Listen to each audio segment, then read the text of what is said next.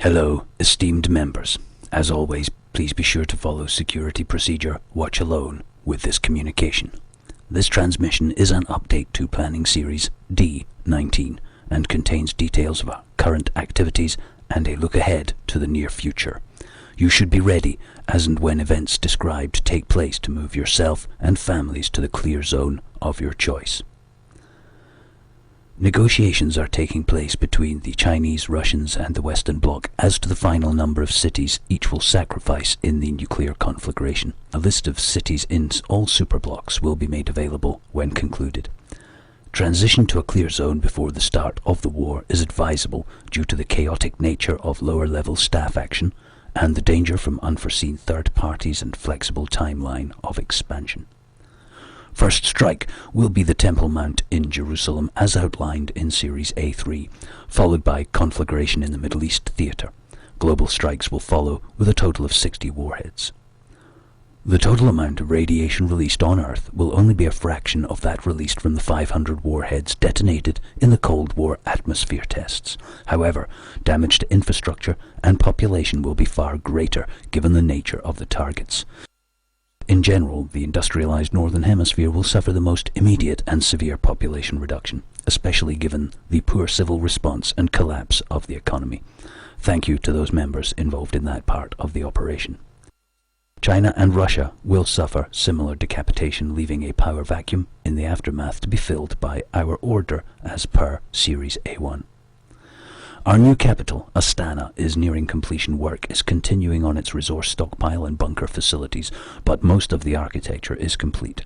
Residency in Astana is oversubscribed, so if you haven't applied yet, sorry, capacity has been met. Patagonia, Bhutan, Australasia, Greenland, and other clear zones are all available, as are many others, and we advise land acquisition as an immediate priority. Post-war Astana will be the new capital of Earth. From here, members of the Three Corners will manage the planet, its population and resources.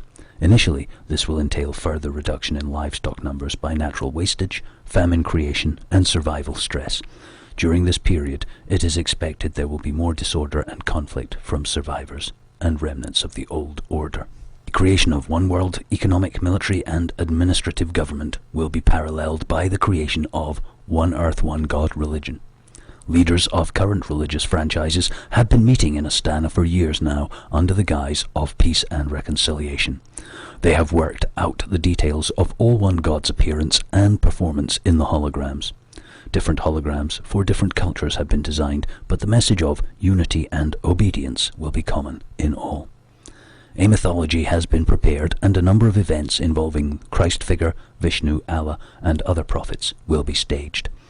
These will build up over the following 100 years until the acceptance of all one God with shopping is complete in time for the processional zodiac alignment with Aquarius and the dawning of its age. Praise the laws.